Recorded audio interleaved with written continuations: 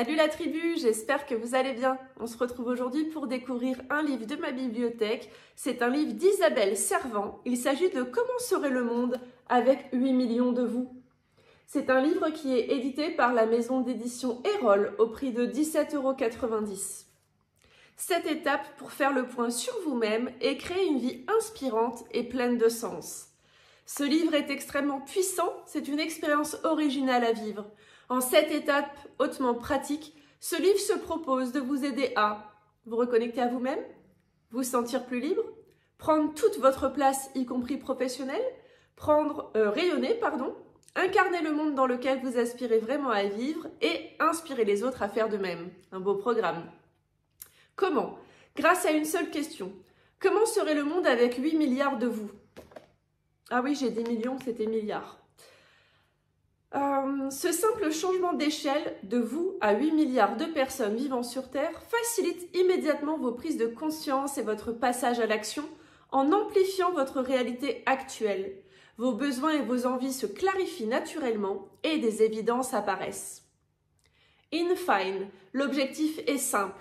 Vous aider à vous réaliser et à créer une vie pleine de sens qui vous inspire vraiment tout en ayant un impact positif dans le monde. Alors laisserez-vous la magie de cette simple question s'opérer en vous? Que l'aventure intérieure commence. Moi, il me tarde trop de le lire, ce livre. Il va trop bien avec ma citation favorite, soit le changement que tu veux voir dans le monde.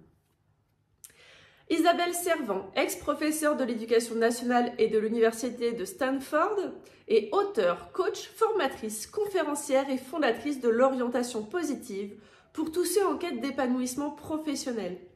Elle est notamment l'auteure des best-sellers 30 jours pour trouver ma voie et vivre mes rêves et Si je trouvais enfin ce que je veux faire de ma vie, paru aux éditions Erol. Je ne connais pas, mais je vais aller me renseigner.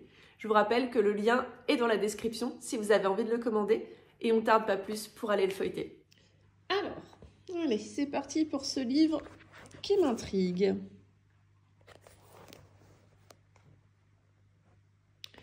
Désolée, c'est pas droit parce que j'arrive pas à mettre ma caméra vraiment au-dessus. J'espère que vous voyez quand même bien.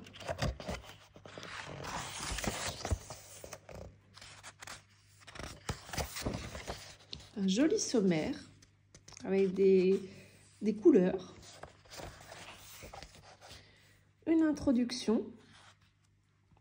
Ah, je vous disais tout à l'heure, ça me fait penser à ma citation favorite. Et là, ils disent que ce livre repose sur le célèbre adage de Gandhi, « Sois le changement que tu veux voir dans le monde ». C'est l'un de mes tatouages. Cela veut dire « Incarne ce que tu voudrais voir exister à grande échelle ».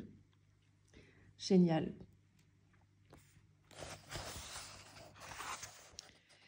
Vos 2 libertés et responsabilités. La responsabilité de notre propre vie et la responsabilité au sein du collectif. Pourquoi cette impuissance fréquente à changer? Tout le monde veut que ça change, mais personne ne veut se changer. Albert Einstein. Ouh, ça va finir sur mon feed Instagram. Nous sommes tous des personnes d'influence. Vous êtes tellement plus puissantes que ce que vous pensez. Qui fait vraiment la différence? Votre rôle dans ce monde.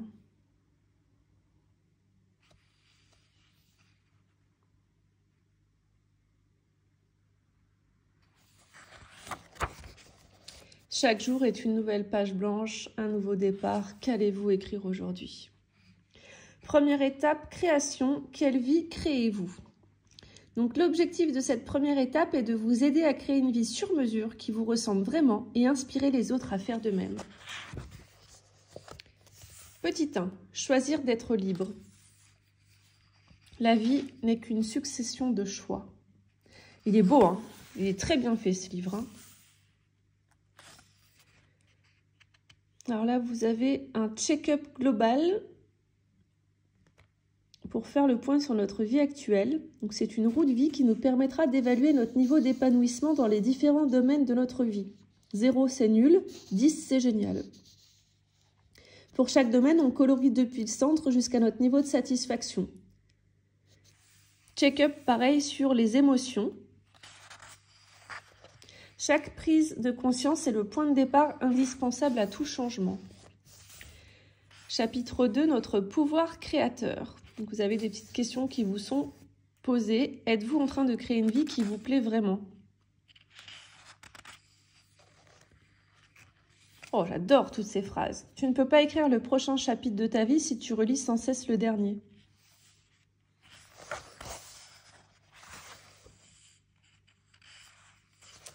Alors là, on vous propose de faire un exercice, comment créer une vie inspirante. Alors, cet exercice, qu'est-ce que c'est? Des post-it que l'on colle à un miroir et chaque soir, je déplaçais de l'autre côté du miroir les post-it que j'avais pu réaliser. C'est tout ce qui nous nourrit au quotidien, nos essentiels. Chapitre 3, je suis le capitaine de mon âme. Qu'est-ce qui dirige notre vie? Est-ce qu'on a le sentiment d'être aux commandes de notre vie?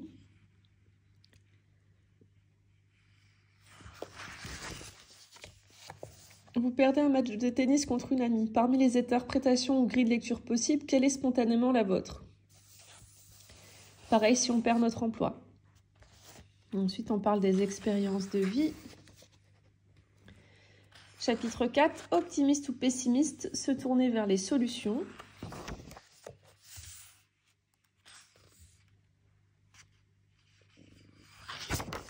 Quel exemple donnez-vous à vos enfants?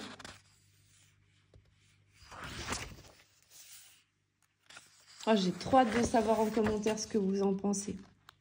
Deuxième étape, libération, que vous autorisez-vous? Objectif, s'autoriser à vivre ce qui est essentiel pour nous et autoriser les autres à faire de même. Chapitre 6, être fidèle à vous-même.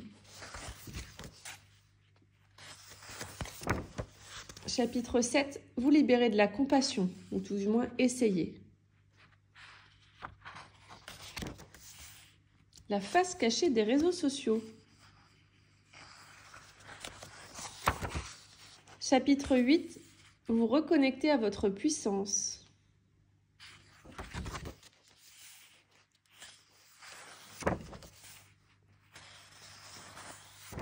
Chapitre 9, ralentir pour mieux vivre et mieux vous engager.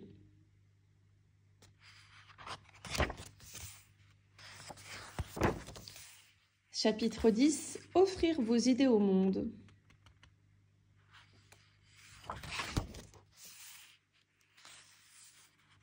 Donc à chaque fois, souvent vous avez des fiches bonus là qui sont très intéressantes.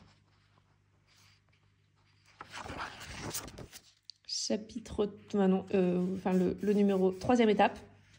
Relation, êtes-vous bien entouré? Objectif, apprendre à être bien entouré et à bien entourer les autres. Chapitre 11, la puissance de l'entourage. Ça, c'est vraiment très important.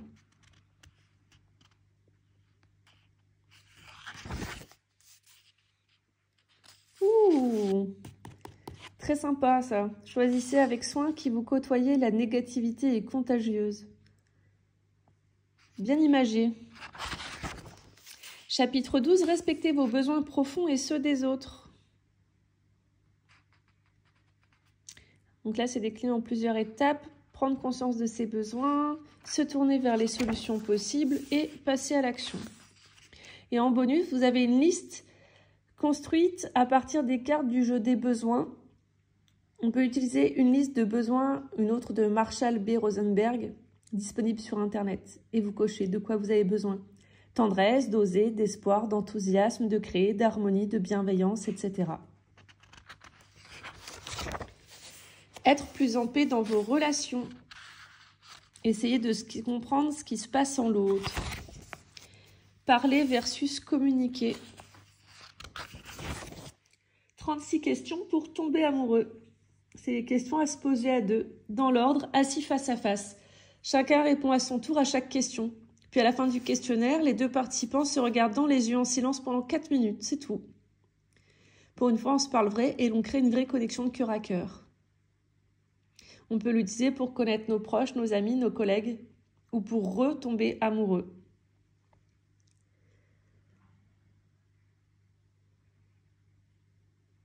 Ah ouais, à faire.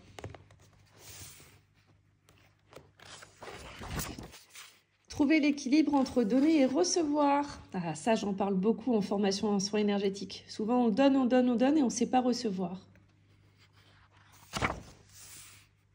Développer une conscience collective. Une baisse du niveau d'empathie. Oh, ils disent que chez les jeunes Américains, ça a diminué de 40% en 40 ans. Oh là là. Ça fait un peu peur. 4e étape, émotion, que vibrez-vous le plus souvent? Objectif, créer la vie émotionnelle qui vous inspire et impulser plus d'énergie positive dans le monde. Sur quelle énergie êtes-vous branché?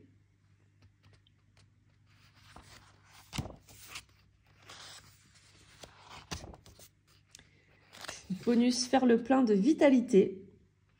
10 activités qui vous permettent de recharger vos batteries.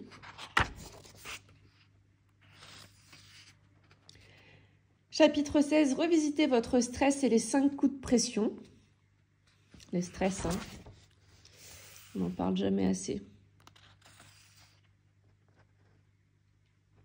Du coup, si vous voulez voir une page plus en détail, vous pouvez mettre pause, hein. C'est vraiment du feuilletage que je fais là. Mais je vais le lire. Exercice de cohérence cardiaque, en scannant ici. Et là, on vous propose de répondre à quelques questions. Préférez-vous être dans un monde où tout le monde se fait la tête? Alors souriez. Ou dans un monde où un maximum de gens sourient? Préférez-vous être dans un monde où les personnes s'ignorent ou dans un monde où un maximum de gens s'entraident?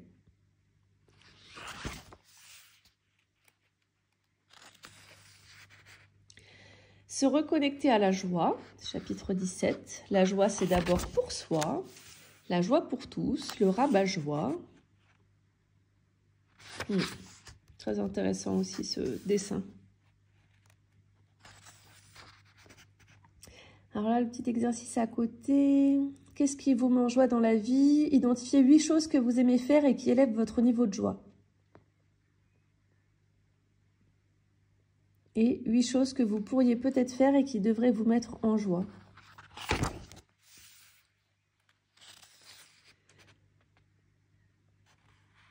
Oh, elle est très belle aussi cette citation. Gros coup de cœur pour ce livre. Vraiment, je l'aime beaucoup. Tu vois, je ne vais pas le ranger. Je vais le lire entièrement et je vais faire les exercices. 5e étape, vocation. Êtes-vous à votre place professionnellement? Créez une vie professionnelle géniale, inspirante et engagée pour votre bien et le bien de tous. Pourquoi travaillez-vous? Donc, une perception erronée du mot travail.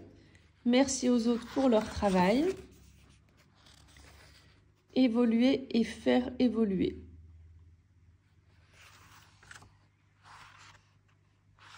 C'est grâce au travail de chacun que nous pouvons avoir un confort et une qualité de vie. Être heureux au travail, les conséquences sur soi et sur les autres.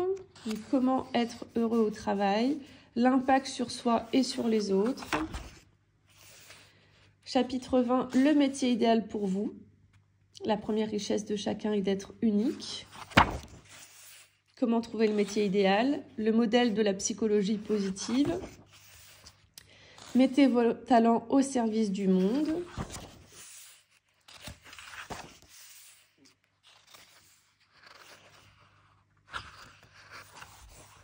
Donnez du sens à votre activité professionnelle, les 3 dimensions du sens au travail, se sentir utile et faire la différence. C'est très important.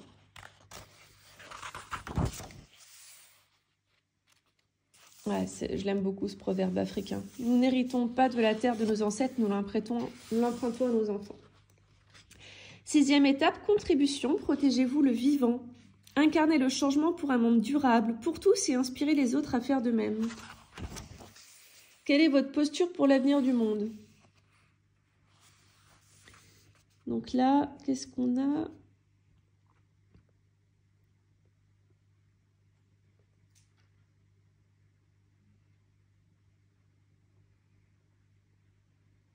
Voir l'évolution du réchauffement climatique en 30 secondes.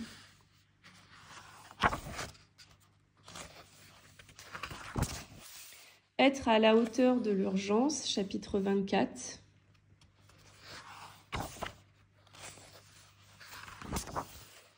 Chapitre 25, votre mode de vie est-il durable? Combien de planètes vous faudrait-il? La consommation de ressources dépend du niveau de vie de chacun. Selon la très sérieuse organisation internationale Global Footprint, voici le nombre de planètes qu'il faudrait si la population mondiale vivait comme les habitants de ces pays. Si on vivait comme les États-Unis, il faudrait 5 planètes. Si on vivait comme l'Australie, 4,1. Comme la Russie, 3,2. Comme l'Allemagne, 3. Et comme la Suisse, 2,8. Eh ben...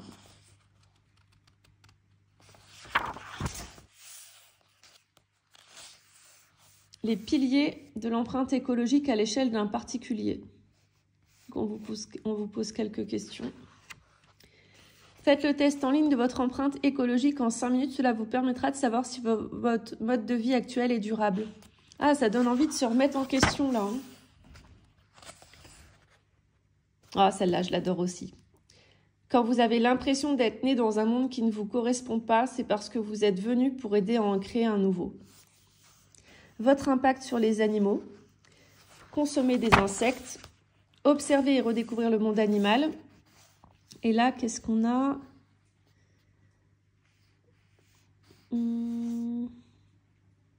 Qu'est-ce que c'est?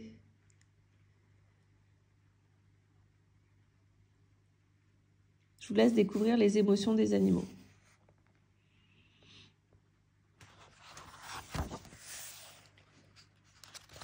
Septième étape, inspiration. Comment inspirez-vous le monde? Incarnez le monde auquel vous aspirez vraiment et inspirez les autres à faire aussi leur part.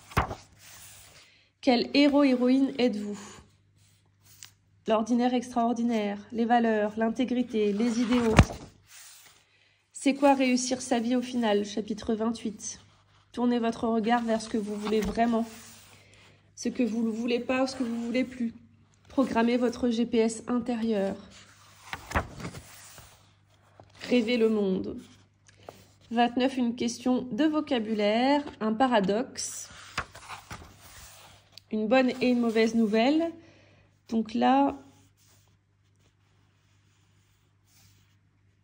une présentation en images du fait que les enfants sont altruistes, avant que l'éducation s'en mêle. Oh là là. Dualité au champ des possibles, le choix des mots oriente votre vision du monde. Quelle trace de votre passage laisserez-vous sur Terre? Et une conclusion. Eh ben, je pense que c'est un livre qu'on devrait donner au plus grand monde. Et maintenant, du coup, comment serait le monde avec 8 milliards de vous? Son titre m'avait interpellée, vraiment. Mais waouh, j'adore. J'adore le travail qui a été fait. J'espère vraiment que ce livre vous a plu. N'hésitez pas à laisser un petit like et un commentaire. En tout cas, moi, c'est clairement le livre que j'ai envie de mettre en avant pour, du coup, participer à l'éveil des consciences. Je vous dis à jeudi pour découvrir un oracle de ma collection. En attendant, prenez bien soin de vous. Namasté!